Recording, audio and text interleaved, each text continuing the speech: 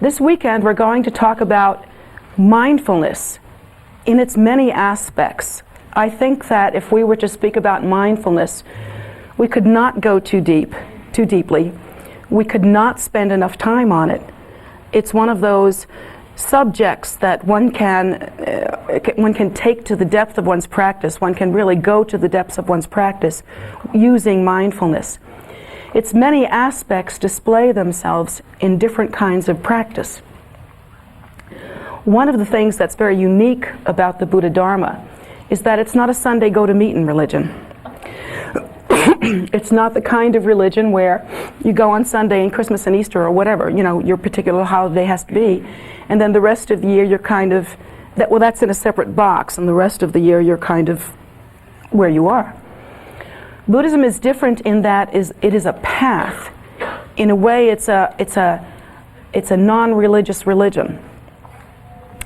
You have to think of it as a path that one walks consistently, faithfully, deeply.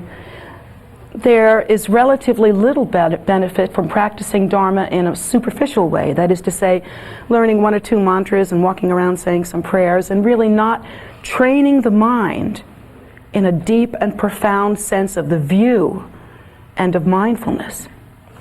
If this depth is not reached, it seems as though our practice can be a lot more superficial, a lot less effective, and also our tendency is to become kind of like not remaining moist on the path, but drying up, if you can get what I mean. The heart dries up. If there is not that profound investment in establishing the view and in establishing mindfulness, the result will be greatly weakened, greatly crippled. So I'd like to talk about that at great length. One aspect I'd like to talk about first is before I talk about the first aspect, let me say that for Westerners particularly, because of the nature of our culture, there are so many different things to do in our culture. We are inundated with philosophies, religions, old and new. We are inundated with different kinds of experiences that people are calling spiritual. The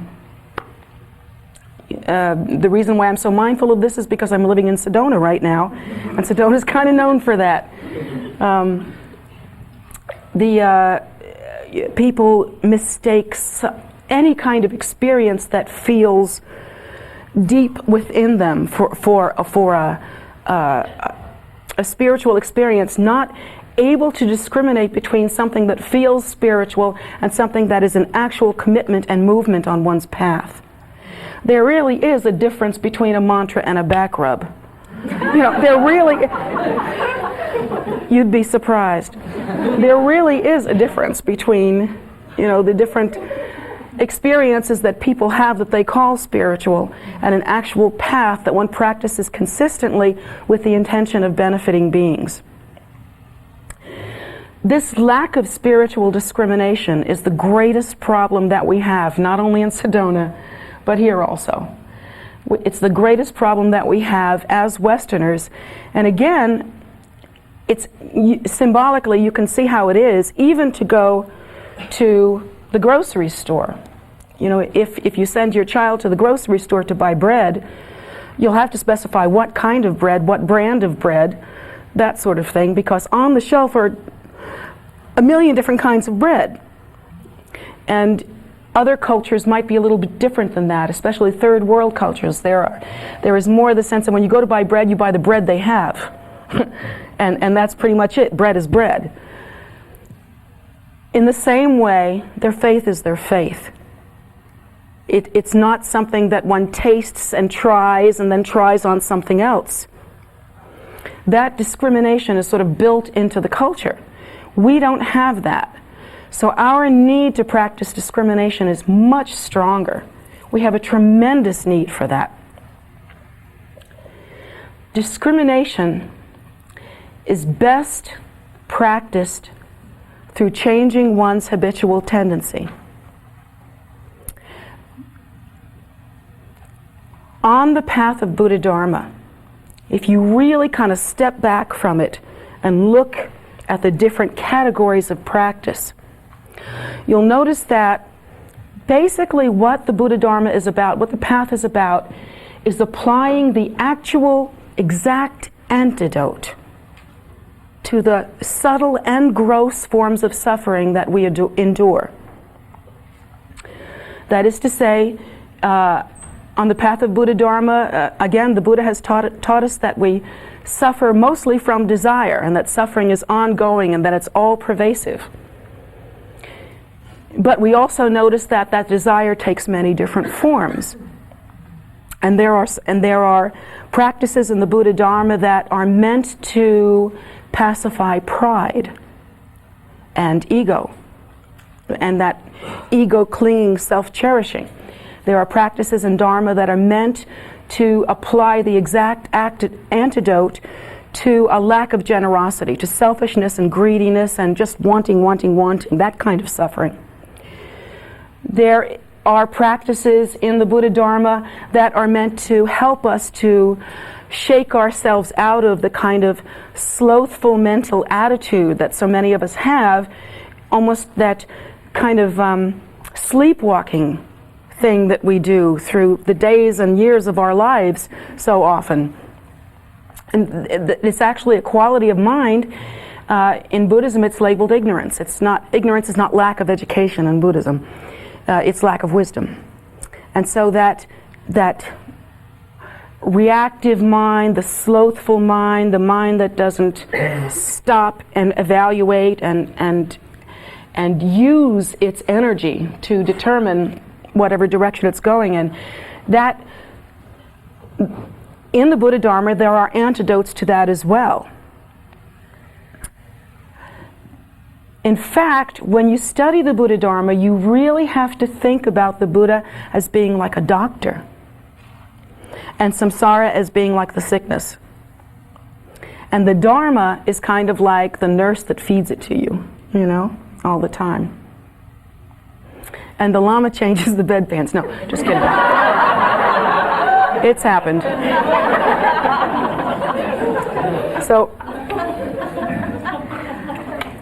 So in the spiritual discrimination that we're trying to practice, it isn't a theoretical, out there kind of vague idea. This idea of mindfulness, of discrimination, actually needs to be practiced in a very exacting way, considering the fact that, once again, we are in a culture that goes in exactly the opposite direction. We are in a culture that does not teach discrimination really in any form, particularly about spiritual issues. So how can we practice? How can we formulate a method by which we can begin to grow the ability to distinguish? How can we learn to discriminate between what is truly of the mind of the Buddhas and what is ordinary and simply arising from the phenomena of samsara? How can we discriminate that? What is the method by which we can actually establish the view? Well, in the Buddha Dharma, we are always looking to apply an exact antidote. You have to think about samsara as being like a poison, and that there is an exact formula that is the antidote to that poison. So, in trying to develop discrimination and mindfulness, it is best if we really hold ourselves to a kind of ritual or task that is evident and visible. Now, you might be saying, well, okay, what does that mean? I don't understand that. Well, give us a minute, we'll explain it all. One of the strongest antidotes to being stuck on the idea of self-nature as being inherently real, which is really quite different from enlightenment. One of the strongest antidotes for lack of spiritual discrimination, for not being able to tell, in a spiritual sense, the difference between a diamond and a piece of cut glass. That one very powerful antidote to that, actually, is called Guru Yoga. Now, Guru Yoga on the Vajrayana path is extraordinarily important. Not because the Guru needs it, trust me on this. Not because it's even pleasant or fun for the Guru. Not because of any ridiculous, superficial, or stupid reasons like that. The reason that we practice Guru Yoga is because our minds, when they are samsaric and when they are fully engaged in the cycle of birth and death, which all sentient beings are, when we are fully engaged in that way, is in a sense, the consciousness is sort of a little bit like deadened, sort of flat line, if you will.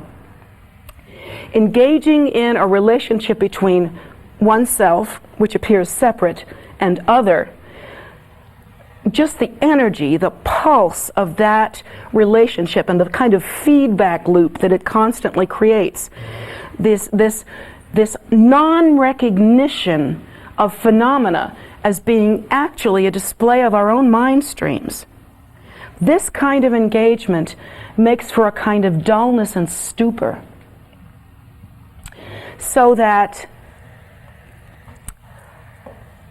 it is so like us to take maybe a spiritual minister or presenter of some kind, and because they have tremendous charisma, because they have really slick words, because they have a real routine going, we would really put them in high regard and think, oh, this must be the Word of God, or this must be the Word of Spirit, or whatever it is, that kind of thing. There is the inability to discriminate that between that and something we would probably miss entirely, which would be if a very deep practitioner, a silent bodhisattva, one who has not been recognized, not on display, were actually to walk in the room, we wouldn't sense that. We wouldn't know that because there's no display or no show. Even in my work, really, one of the methods that we use, this throne is not because I like it. Actually, it's kind of uncomfortable. This throne is not because it's pretty, and it's not for any superficial reason. The Lama sits higher in order to indicate to the student the difference between this speech and the speech we hear every day. So, in your mind, in the student's mind, the throne is high, and it's a reminder. This is a clear indication that in our lives we need some kind of ritual or some kind of visible habitual pattern that we engage in order to develop true spiritual discrimination. The mistake that we're making is the same mistake we're making with almost any practice. We're waiting for it to affect us. We're waiting for the feeling, and then when Dharma is supposed to sweep you away like a Calgon bath or something. And that's not the way it's ever going to happen. I mean, you may have wonderful sweepy experiences, but you'll do that in your bathtub too. It's, it's just normal. I'm talking about something really completely different. What I'm talking about is the kinds of practices that we are taught to do in the Vajrayana path that are different and unique for us, for our culture. A Westerner at first feels very strange performing prostrations. We feel all goofy and foolish, and we're like, wait a minute, I mean, I don't even know if I like her yet, I mean, just because she's on the big chair. But that's exactly why we do the prostrations, because she's on the big chair. And the big chair is there because the big chair is the throne of Dharma. It's not my throne. It's not Alice Ioli's throne. It's not Ahkon Lhamo's throne. It is the throne of Dharma. When we perform the prostrations that we do, it is actually meant to be a connection between body, mind, and speech. These three are utilized together. The physical is doing something, the speech is doing something, and hopefully, the mind is doing something. For these three aspects of ourselves to perform at the same time makes a sense of connection. It is a ritual that anchors something that is subtle, very spiritual, you can't taste it, you can't own it, you can't pick it up. It anchors it into the physical. The body is made to, when the body performs the prostrations, you literally go into a different space. That event involving body, speech, and mind takes you into a different space. Hopefully, again, if all three are engaged.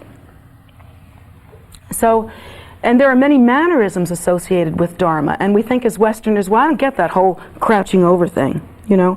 It just looks like hunchback to me. And because Westerners, we're taught, walk straight, right? Almost military, be prideful, you know, that kind of thing.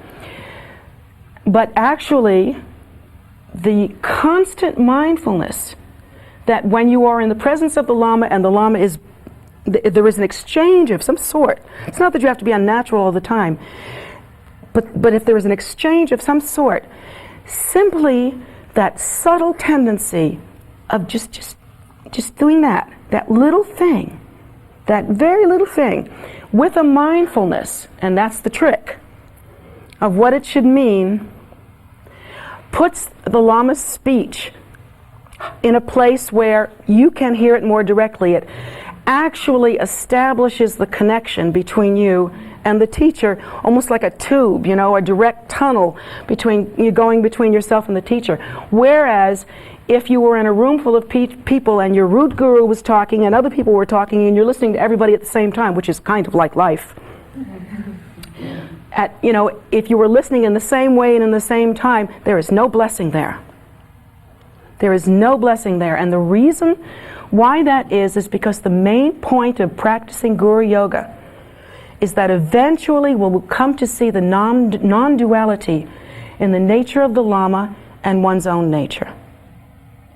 And at that point, one actually takes refuge in that nature, which is one's own nature every bit as much as it is the Lama's nature.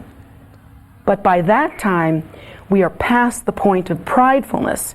We are past the point of the lack of discrimination that makes us not know whether something is extraordinary or simply ordinary. So this training is actually a mind training. And once again, Westerners have a hard time with that, and we keep trying to slip off of it. The slipping off of it is because, again, we're naturally sort of uncomfortable with it. It doesn't look like the rest of our culture. And we truly don't understand. We try to take our clues from the Lama. And this is where we are all wrong. Because some Lamas, like Gyaltsen Rinpoche, come in like funky, humble guys, you know? And other Lamas come in like they're your best friend. And so what? They look exactly like you. And then other Lamas come in and they have a very fine and royal kind of, you know, genteel kind of appearance. There are so many different Lamas. The trick is not to take your clue from the Lama, but to take your clue from the Dharma in this case, from the teachings about the nature of the Lama. Because whatever the appearance is, you need to form the habitual tendency and mindfulness of elevating that in preparation for the recognition of and awakening to your own Buddha nature. The reason why you can't see your own, why we're asleep, why we're not able to awaken as the Buddha is awake, is primarily this business of having the mind be so thickened through the mixture of non-virtue and virtue, just thickened and coarsened. It's literally coarsened to where, you know, the loudest thing is what we hear, and the loudest thing is our ego. The loudest voice is our demand, our desire, what we, you know, how we feel, whether our feet hurt or not. That's the loudest voice. The mind is simply not able, through these obscurations of being constantly involved in clinging to self-nature as inherently real, the mind is simply not able to distinguish. And so the practice of Guru Yoga is for you, not for the teacher. It's actually, I have found it to be very inconvenient. To get across the room when people are trying to prostrate is very difficult. You know, I mean, all the stuff that goes with being a Lama, I really do come from Brooklyn, and I really don't care about that stuff. And the only reason why I teach it the way I do with such a fervent energy is because I know how it works. And I know the power of that kind of practice. So regarding being able to discriminate in a spiritual way, the most important thing that you can do is to elevate the root guru, the source of how you have come to the path, the root teacher who is giving you these preliminary teachings, the one who hooks you, to elevate that teacher in such a way that you begin to awaken not to the appearance of the teacher, but to the nature of the teacher. Again, eventually, you will be able to see not your appearance, your own appearance, but awaken to your nature. And that's the goal here. That is the point of practicing Guru Yoga. Otherwise, no one else would care. Because certainly the Buddhas and the Bodhisattvas don't need it. They're happy the way they are. You know, that's not required. So for us, we have this extraordinary opportunity. And in a way, the Lama offers themselves.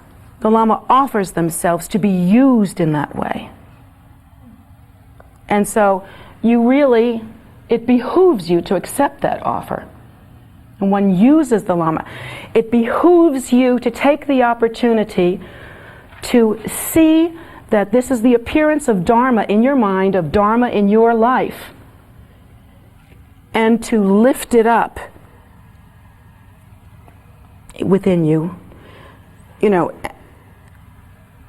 in your mind, to lift it up, to see it differently from the other ordinary things that are in your life. To be able to distinguish that, to be able to get past the point where you say, well, now I like this about the Lama, I don't like that about the Lama, I do like this about the Lama, I don't like that about the Lama, and let me see, he, she is good at this, he's not so good at that, all that kind of stuff, because that's what you're doing about everything. That's what we do about each other, and most of all, about ourselves. Most of all. This mind training is meant to wean us away from that kind of conceptual proliferation. It is meant to allow us to begin to just taste the nourishment of pure view. Now, in my practice, I know most of you that know me for any length of time know that my practice is all about Guru Rinpoche. And there are many reasons for that, one of which is I have a strong connection with Guru Rinpoche, and that's my great fortune and my great blessing. But in my mind and in my heart, there's nothing else. I don't see anything else. And I'm not saying that I'm a great practitioner, but I'm giving an indication as to how this could work, what kind of formula we can develop in our own practice, in our own quest for mindfulness. When I think about my practice with Guru Rinpoche, I look for him everywhere. I look for the speech, for the method, for the intention of the Guru everywhere. My experience has been that when I ask Guru Rinpoche for help, receiving strength, receiving health, receiving whatever it is that I need in order to be strong enough to be of benefit to others. You know, even though I haven't had the from childhood training that many other lamas have had. When I ask Guru Rinpoche for help with that, it is always there. There have been times when I have not known what my class was going to be about until I got there. And sometimes those are the best ones. And because I know that I am nothing but a vessel where Guru Rinpoche's blessing simply pours through. Now that doesn't sound, we're not talking about being falsely humble, you know, like that. Remember that when you do prostrations, you always get up. You know? We don't do this laying on the floor crap for hours. We get up. And the reason why we get up is because that's what's supposed to happen. Through prostrating the body, through practicing this with body, speech, and mind, it is our nature that rises up. The ego lays down. We lay that down. And the nature is what rises up. Symbolically, that's what's happening there. And so it's all about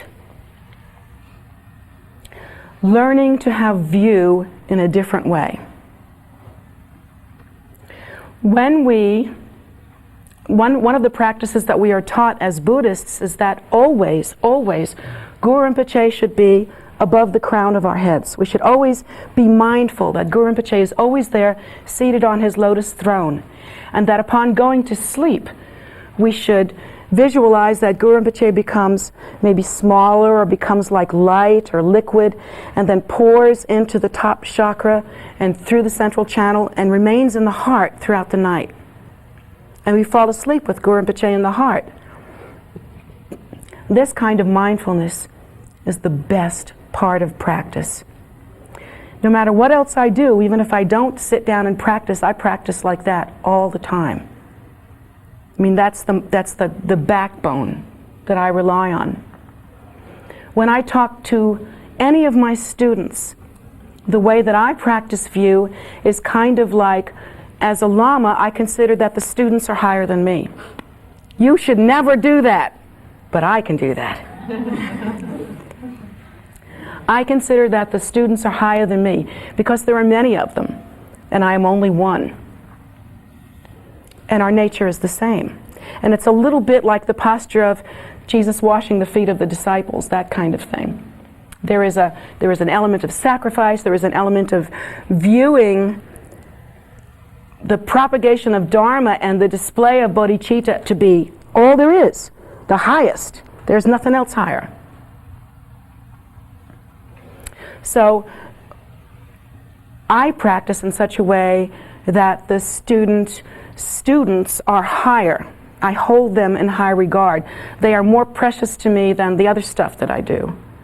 And people have noted that I'll go to great lengths for students that I have a particular kind of karma with. And that's why, really, because I can't put it down, you know? I mean, the students are really, I hold them much higher than I hold myself. What the student's job, however, is to practice that discrimination constantly. One thing that we should do is that we should consider that every event, every moment, every hour, every day, every breath has as its core nature Guru Rinpoche, the blessing of Guru Rinpoche, the appearance of Guru Rinpoche.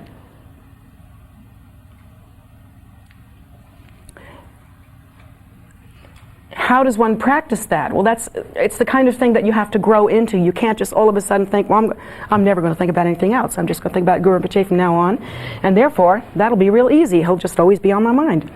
Well, of course, that would make you crazy, wouldn't it? Trying to force that little monkey in a cage to do what you want, oh, you know what that's going to do. It's going to make you completely nuts.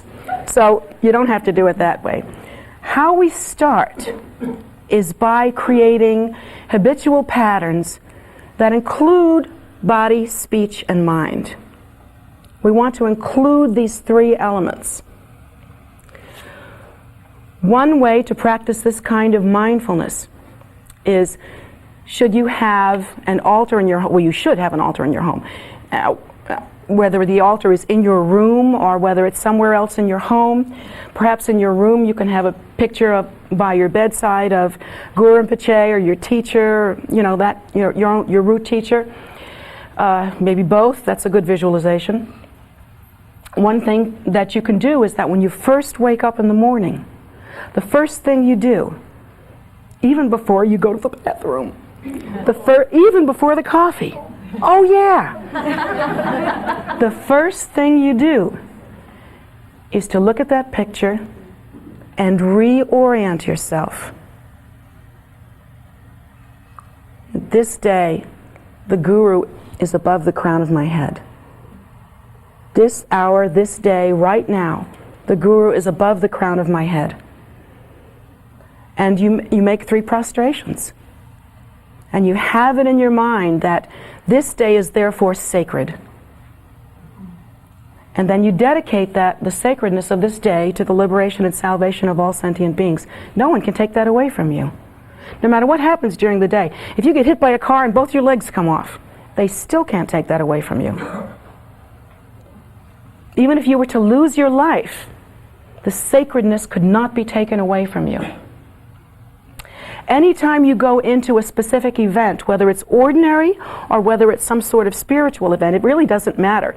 If you're going to the grocery store to buy food for your children or your family or whatever, or yourself, an excellent thing to do is to think that again, either glance at the picture or hold the picture of Guru Rinpoche in your mind, hold the picture of the root Guru in your mind, reestablish the picture above the top of your head, and somehow know that this experience begins and ends with the Guru.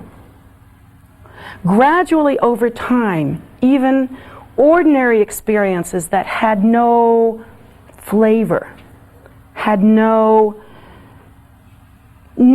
smell that you could connect with spirituality. There was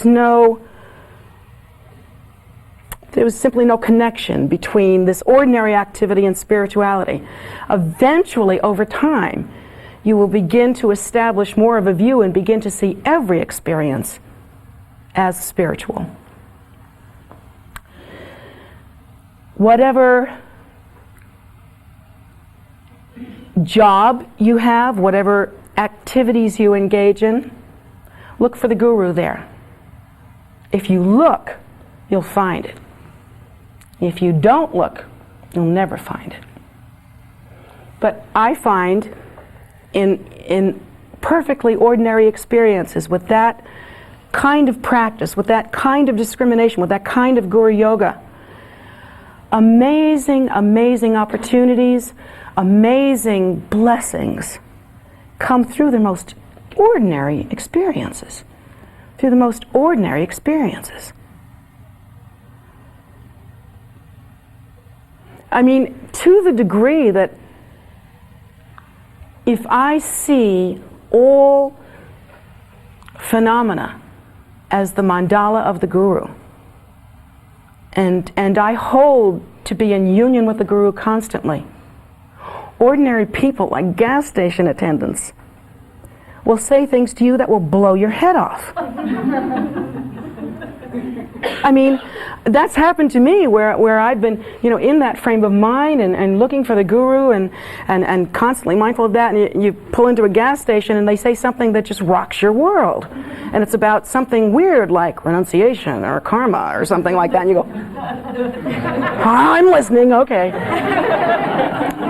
That happens. That doesn't make the gas station attendant your guru. You see the difference, don't you? But it does mean that nature, that you are beginning to discriminate that nature. You're beginning to awaken to that nature. It's just a little thread, but it's something. It's beginning to awaken to that. So somehow we have to think of incorporating this distinction of what is extraordinary into our lives. It has to be an effort that we actually provide for and make substantial. We actually create in our lives. This opportunity to practice like that will never simply just come to you. I mean, you may just simply meet your guru, but that's because you practiced in your last life. That's because you practiced before. That's because you earned it. But once you meet the guru, once you are on the path, this practice of guru yoga becomes your responsibility. And to the degree that you really address it in a very profound and deep and heartfelt, fervent way, to that degree, it will benefit and it will awaken the mind. Guru Rinpoche himself said, I will appear as your root guru. And that appearance is to be recognized. It demands to be recognized. One of the reasons why I harp so much on reciting the 7-line prayer is because the 7-line prayer is a prayer, the blessing of which creates the capability of seeing the guru in all things, and of following the guru, and of practicing in such a way as to discriminate that absolute nature. The nature of that prayer is to begin to awaken our inner psychic channels and workings and goings on, and to bless our psychic channels and winds and fluids in such a way that everything within us that is the Buddha nature begins to awaken. That's the power of that prayer. And it is done through the recognition, the practice of recognition, recognizing and discriminating what is extraordinary. So in order to provide for that kind of recognition, we have to put a lot more effort into that aspect of our practice than we have up until now.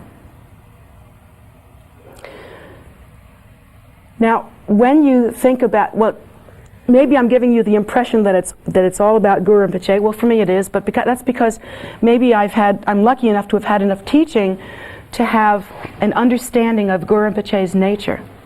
When we talk about the nature of the guru, we are talking about the perfect mating of wisdom and compassion, of emptiness and appearance. When you see the image of Guru Rinpoche, you always see that staff, the crooked in his arm. Yeah, dyslexic. And that is a symbol of his consort, that he is never separate from his consort. And the Lama and consort together, the meaning of that is the non-duality and union of emptiness and appearance, of wisdom and compassion, or bodhicitta. That is the meaning of that union. So Guru Rinpoche is always seen that way. We are to understand from that, then, that is his nature. His nature is the perfect union of wisdom and bodhicitta, of the view of emptiness and the understanding of appearances. The display of appearances. That is Guru Rinpoche's nature.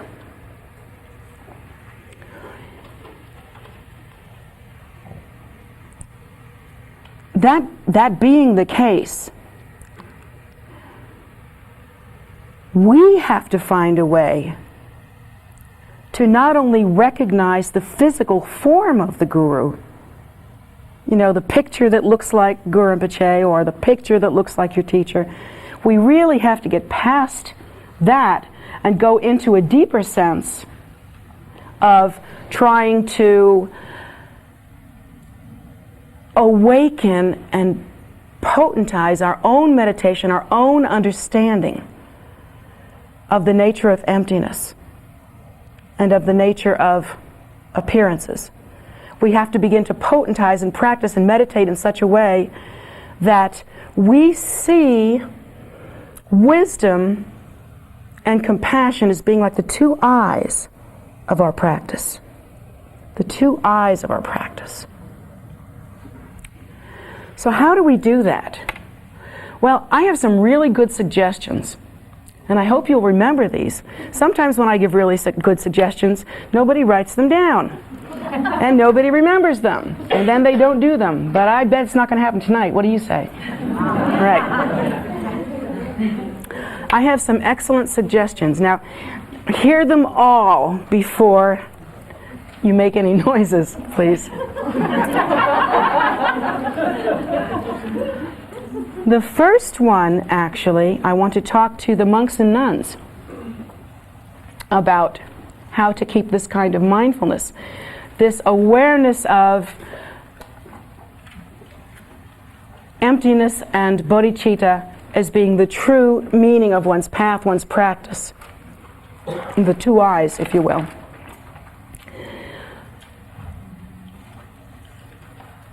Somehow we have to really embark more deeply on practicing a way to attain pure view. What keeps us from attaining pure view? Well, it's our egos, right? Obviously, it's our desire, our clinging, our egos, our constant need to recognize and reaffirm self-nature as being inherently real, and then the rest of it. We have to see that too. And there's always the reaction going on. So these are the reasons why we are just so asleep in this narcotic state. So, as a monk or a nun, we should be constantly striving for a state of deeper recognition, for a better sense of view. How can we do that? We have all kinds of ideas about how we should relate with one another. We have all kinds of ideas about how we should conduct ourselves, carry ourselves. My suggestion is that we develop some new patterns, some new habitual tendencies, so that we can develop something other than that strong sense of I-ness, that strong sense of ego clinging. Remember that the point is to recognize what is sacred. That may not coincide with what you think. It may not coincide with what you want. It may not coincide with the way you're used to doing things. But that's okay, because the point of practicing Dharma is to change. It's not to remain the same, right? Okay, now all you feminists, calm down. Just calm down. When the Buddha first taught men. Right? Those were the first aspirants. Now calm down, I can feel it coming. Now you stop that. You stop that. You see I'm a girl, and you know me better than that. Oh, I can feel it.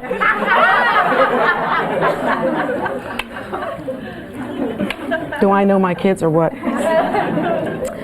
All right, so the Buddha first gave the practice to men. Now there are all kinds of traditions about nuns being in the back and monks being in the front, and because we're all feminists and we're all girls, we don't like that very much. So we think everybody ought to be equal. And that's true. Everybody is equal. But regarding our practice, it really is like this. The Buddha taught men first.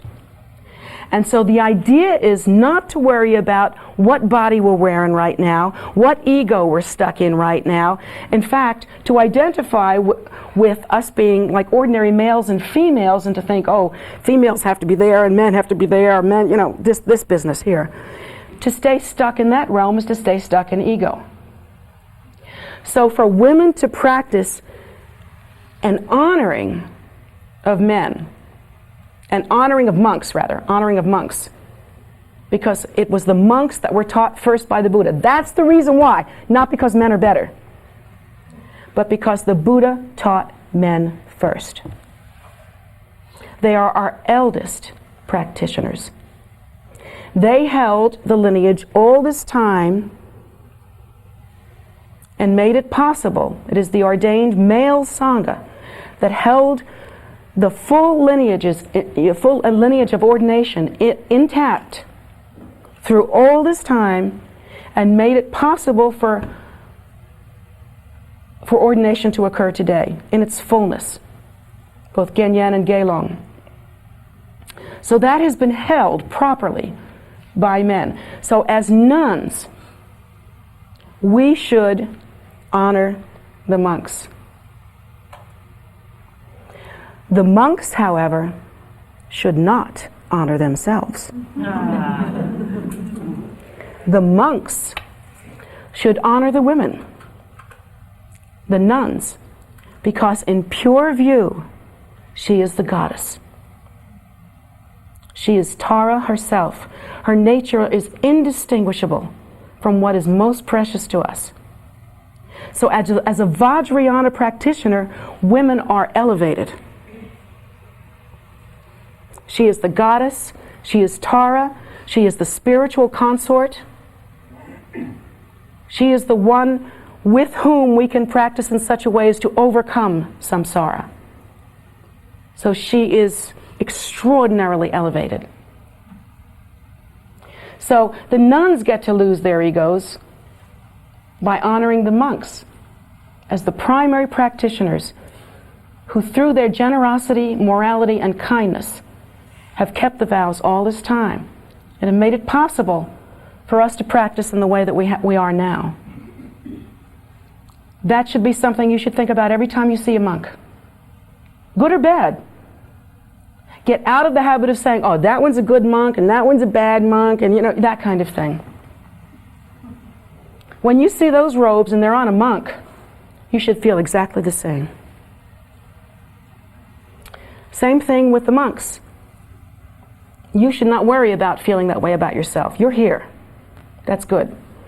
So the monks, when they look at women, they should not see a good nun or a bad nun or one that's dressed one way or one's dressed, you know, they shouldn't see that. These women who are holding the robes of the Buddha, who are practicing in that way, they are nothing less than Tara incarnate. They are nothing less than the appearance of the goddess. The only hope any of us have is to practice in spiritual union, whether that's on a spiritual level or on a physical level. And so when we look at the female principle, she is everything. And every time a monk looks at a woman, particularly a nun, he should see the goddess. It should be like that. Even if it's a lay woman. You're not looking at the clothes, remember? You didn't look at the robes, don't look at the clothes. See the nature. Behold the goddess. And in that way, kind of develop the habit of just doing that little, Nobody has to see it, men. It's okay. It could be like one vertebra, Let me pick a vertebra, just, somebody, they'll think you got the rhythm or something. I realize what a hard time men have with that, and women too. And it's this battle between the sexes, but that is ordinary phenomena. And we're trying to get around that, past that, through that. The point is to carry the view. And so in recognizing the nature of one another, without holding ourselves in high regard, because we are so fancy, and without getting the rah-rah nuns or rah-rah monks thing going.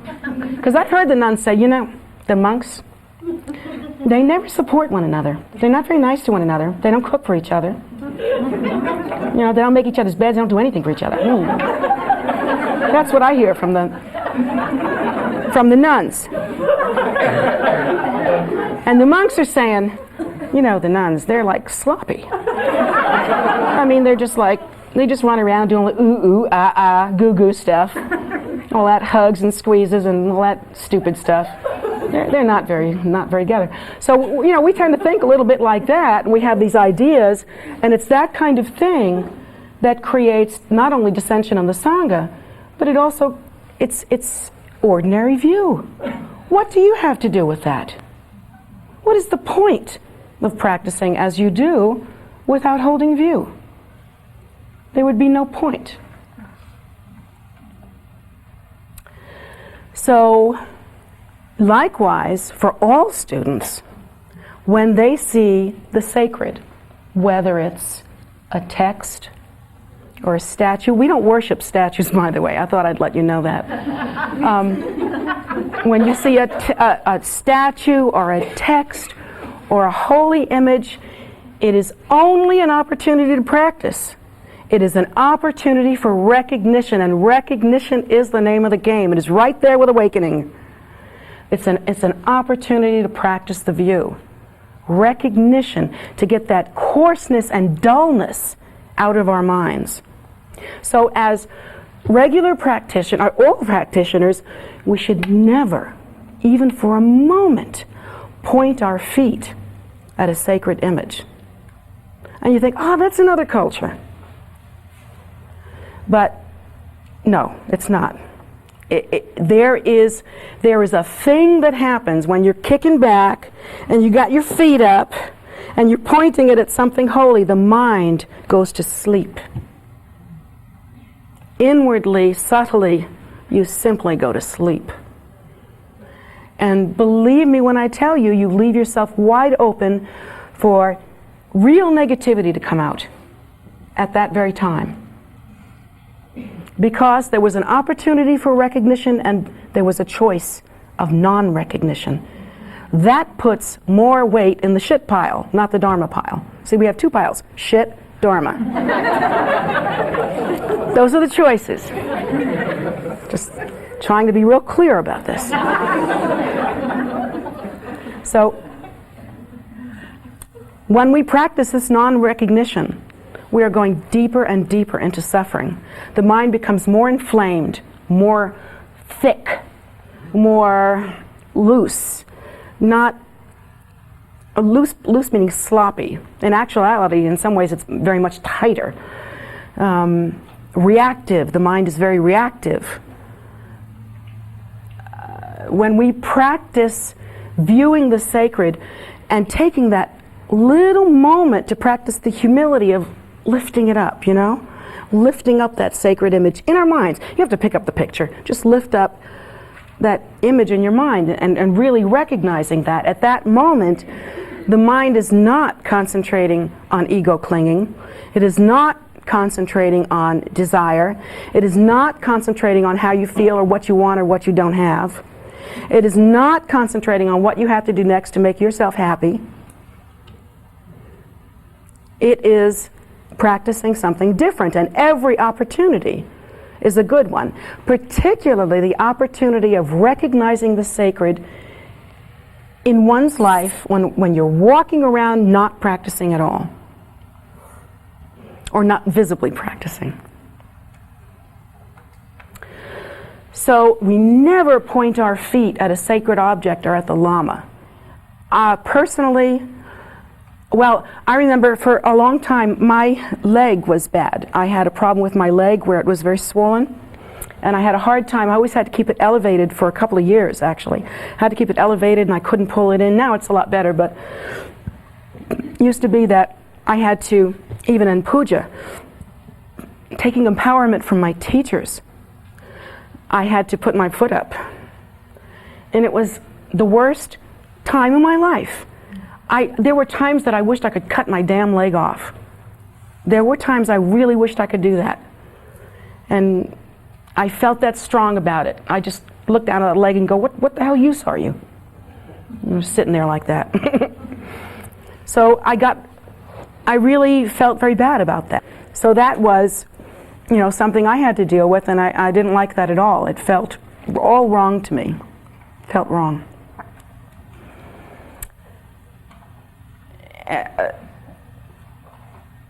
We, however, for the most part, we are healthy and we are able to practice in such a way that we do not point our feet at any sacred image. And this teaches us not to be slovenly in our minds, not to be forgetful, not to be mindless, but rather to be more mindful. And that is an antidote to suffering of all kinds.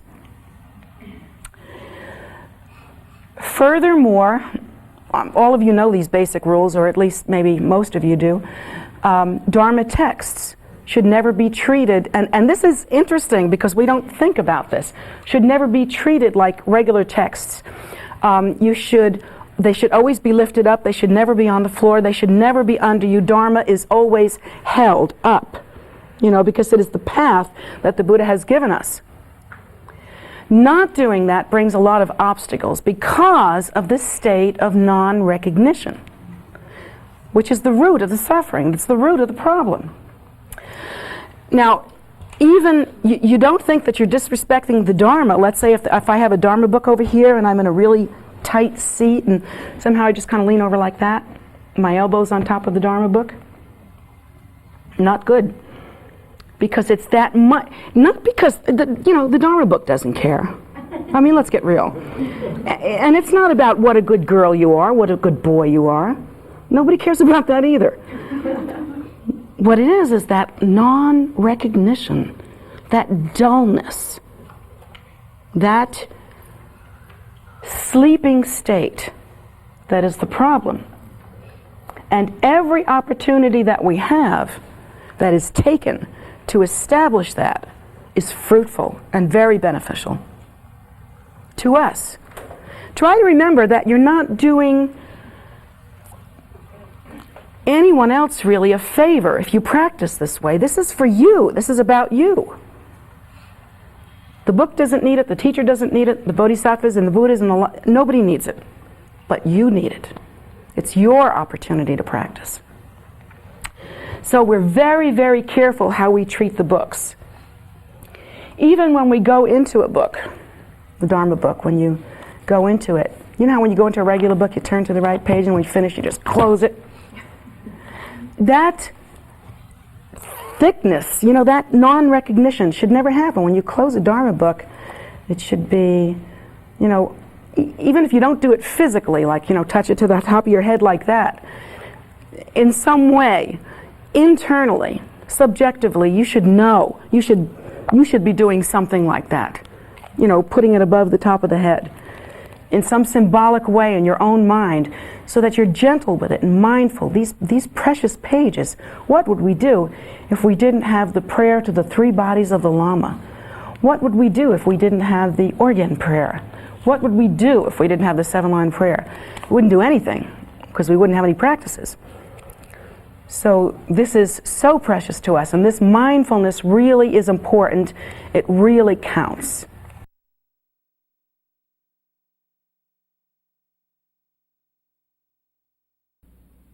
Nanda.